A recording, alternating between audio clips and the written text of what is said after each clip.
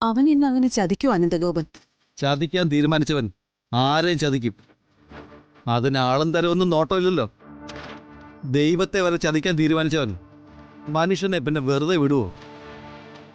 1-2 രൂപയുടെ മുതലൊന്നും അല്ല മേഡം അവൻ്റെ കൈ കിട്ടിയിരിക്കുന്നത്. കോടികൾ അതിന് വില, കോടികൾ.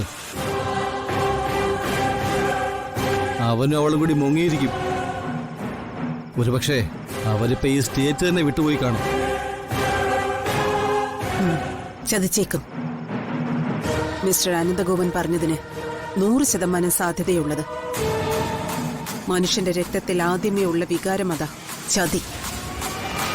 അത് അവനും പയറ്റാൻ സാധ്യതയുണ്ട്. അങ്ങനെ സംഭവിച്ചാൽ അവനും അവളും ഈ ലോകത്തെ ഉണ്ടാവില്ല.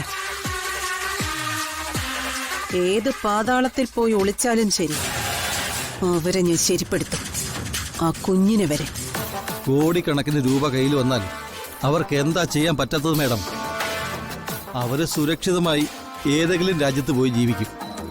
നമ്മളെ വിഡ്ഢികളാക്കി അവൻ പോയതിലേ എനിക്ക് സങ്കടമുള്ളൂ. അല്ലെങ്കിൽ തന്നെ ജീവിതത്തിൽ എന്തെങ്കിലും കാര്യത്തിൽ സത്യസന്ധതയുണ്ടോ? ഒരു ACPയുടെ ഭാര്യയെ വളച്ചവൻ തട്ടിക്കൊണ്ടുപോയത്. വളയ്ക്കാൻ ചെന്നപ്പോൾ വളയാൻ അവളും.